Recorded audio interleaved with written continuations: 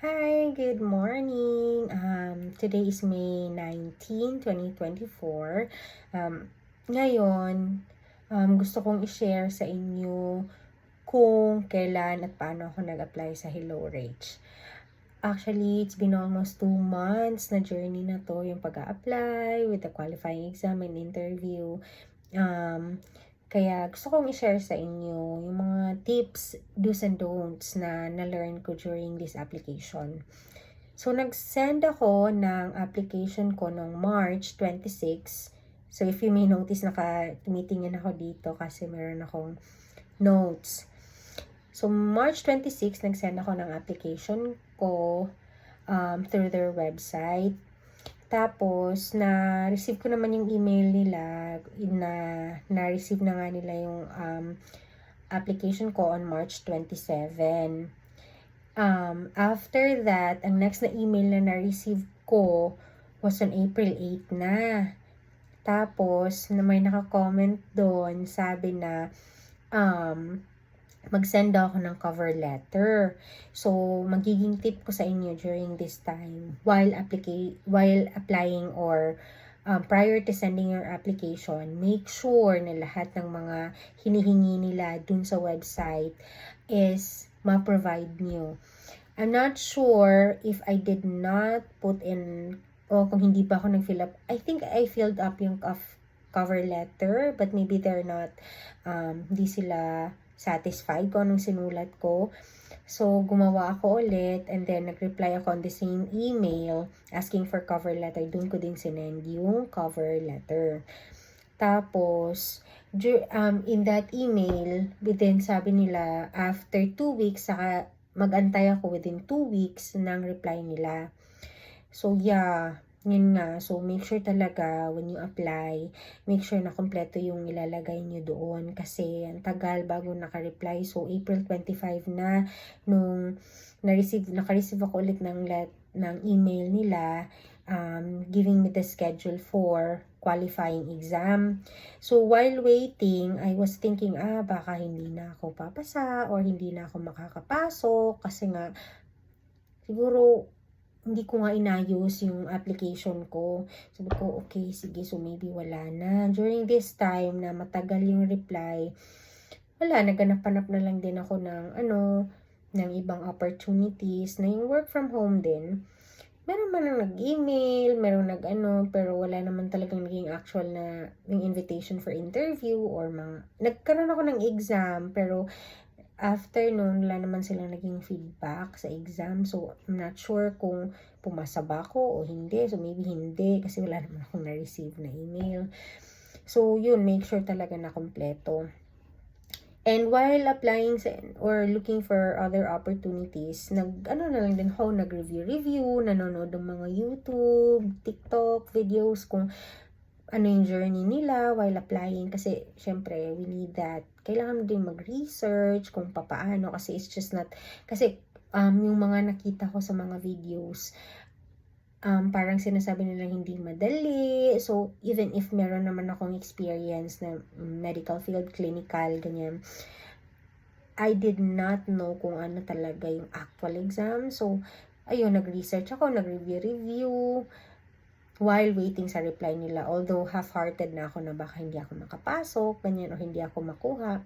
So, naka-receive ako ng email nung 25th, April 25, na may schedule na ako for qualifying exam, which is on the 29th of April. So, I was just given siguro more or less 3 days na yung talagang mag-practice, magbasa, mag-review. So, ginugol ko talaga yung time ko. Although, hindi naman talaga like the entire time. Pero talagang nag-study din talaga ako. Kasi, syempre, nabigyan ako ng opportunity na makapag-qualifying exam. So, talagang nag-effort din talaga ako. So, on April 29, nag-start talaga, siguro mga past 9 p.m. na. Nag-start kami ng scribing. So, yung scribing, wala talaga akong, yes, nakakabasa ko ng mga charts, ganun, kasi syempre sa hospital and sa previous job ko, nagbabasa din ako ng charts. So, ang iniisip ko, nagbabasa ako, pero while looking sa YouTube, para siyang hindi ka lang magbabasa talagang makikinig ka kasi scribing. So while nakikinig ka, nagno-notes ka din. So yung practice ko din dito is yung listening mo, i-review mo yung mga assessments, kasi syempre at least somehow kung hindi mo man masyadong marinig, magkakaroon ka ng idea, yes, ina-assess ni doc yung head part, yung kung anong part ng body. So magkakaroon ka na ng idea at magiging familiar ka sa mga medical terms. Tsaka yung ginagawa ko dito, study and practice talaga. So ginawa ko niyan, nanonood ako ng YouTube videos, tapos mismong ako nagta-type din ako, gumagawa ako ng template ko, ganyan. Sinusubukan ko mag-type ng mabilis para ma-practice ko talaga yung listening and typing ko at the same time. Tapos yung writing part naman, nag-research din ako. Sorry, nagising yung baby ko. Pinatulog ko lang ulit. So yun nga, dun sa writing, nag-research din ako sa YouTube, tapos nag-practice ako ng mga situational, ganyan. Naghanap-hanap ako ng mga cases, tapos gagawan mo ng referral letter. Nagpatulong din ako sa sister ko kasi nag-OET exam siya. So, humingi ako ng mga tips, paanong gawin yung mga like first paragraph, second paragraph. Basta, ang magiging tip ko lang sa writing is make sure na alam nyo kung ano yung magiging kung ano yung case, kung ano yung hinihingi. Like, i-refer mo siya, why, at kung saan siya i-refer. Para makafocus ka kung ano lang yung details na kukunin mo. Kasi, syempre, meron kasing time limit yung paggawa ng letter. So, just make sure na alam mo kung ano yung case at alam mo kung ano yung magiging o ano yung kukunin mong information. Tsaka sa scribing pala, ang magiging tip ko lang din dyan, like any other videos na nakikita ko, kung ano yung magiging chief complaint ng patient, focus ka doon at kung ano yung mga relevant information na sinasabi ng doktor para kung anong relevant information lang din ang kukunin mo. Tapos, after nung scribing, writing, yung other part is yung multiple choice. Yung multiple choice, may dalawang parts din yun. Yung computer knowledge mo, which is ano lang din siya, parang naghanap-hanap lang din ako sa YouTube. Yung mga simple siguro na mga commands or ginagawa sa computer, mga ganyan, mag-research lang din. Tapos, yung other part naman yung medical. So, doon, medyo, hindi naman siya pero, kung meron ka talagang knowledge sa medical field, makakasagot ka. Kung wala naman, mag-research ka lang din ng mga sample questions. Meron naman yan either sa TikTok or sa YouTube. Tapos, pero, all in all, during the qualifying exam, nahirapan talaga ako. Like,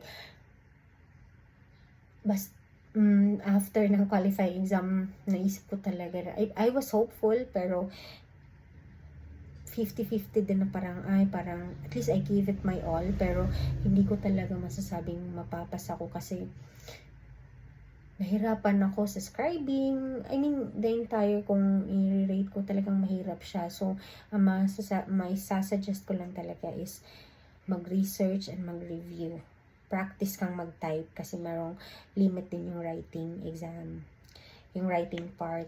And then, so April 29 yun, na-receive ko on May 2 na email na nakapasa nga ako. So, yes, di ba yung relief mo na kahit na nahirapan ka na ipasa mo pala yun. So, yes, so grateful talaga ako nung na-receive ko talaga yung email na pumasa ako.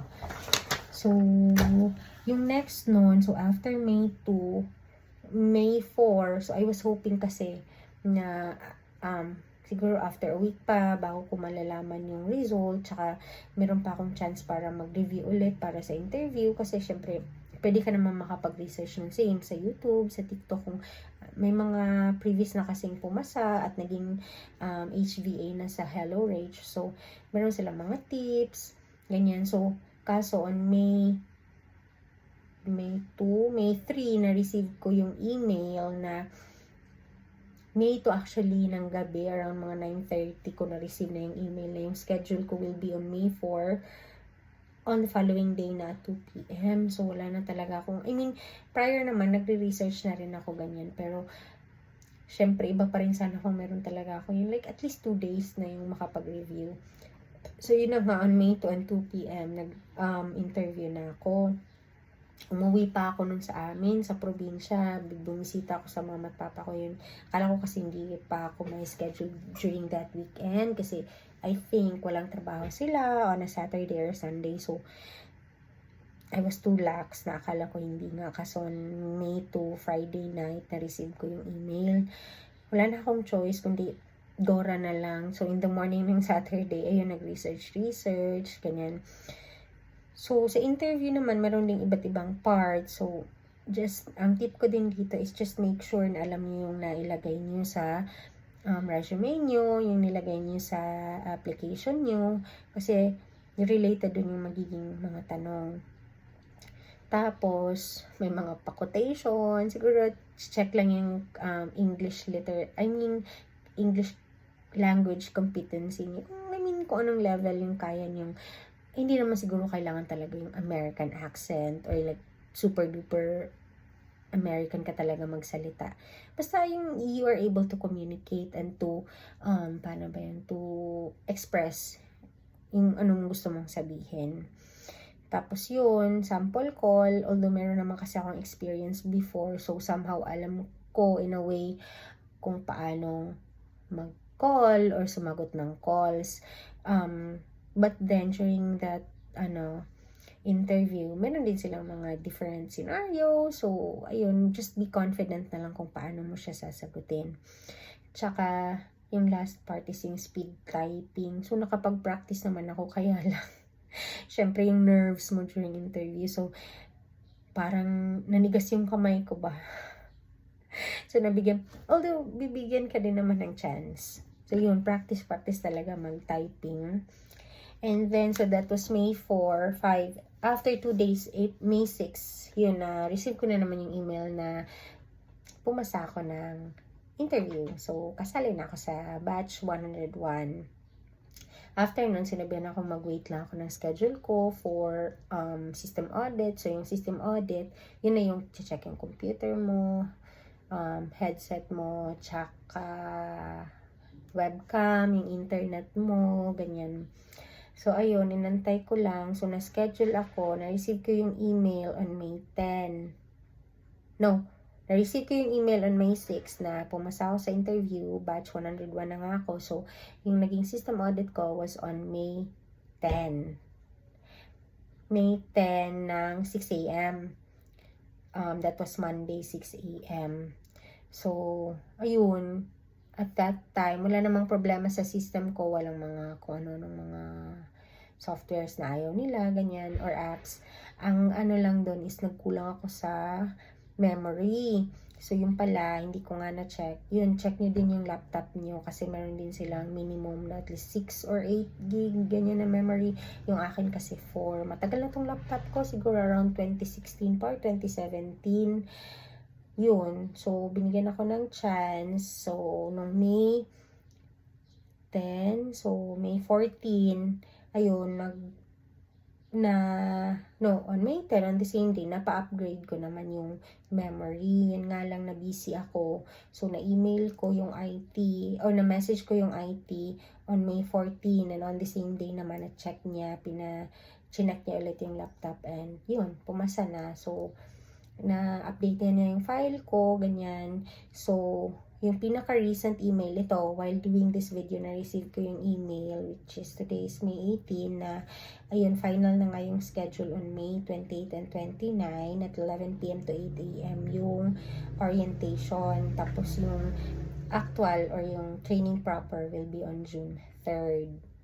So yun, good luck sa atin kasi I believe or based naman sa mga nakikita ko sa YouTube and sa TikTok na it's gonna be very challenging yung 2 months mo na training, like yung phone certification tsaka kasi mayroong 2 certificates na kailangan mong maipasa before ka talaga magkaroon ng client. So yeah, it will be a challenge again na mag night shift. Dati naman kasi sa yung naging trabaho ko abroad, yung naging medical surgical nurse ako sa medical surgical nurse, 12 hours nga yun from 7 p.m. to 7 a.m. So at that time kayang-kaya ko, pero ngayon syempre stay at home mom, tapos hindi na ako hindi na ako nagkatrabaho ng 11 or night shift. So yun, titrain mo na naman yung self mo, di ba? Pero kaya yan, kape-kape lang. Kaya yan, good luck kung sino man ang may gustong mag-apply. Sana makatulong yung video ko. And yeah, just do your best talaga. Mag-research and study and practice.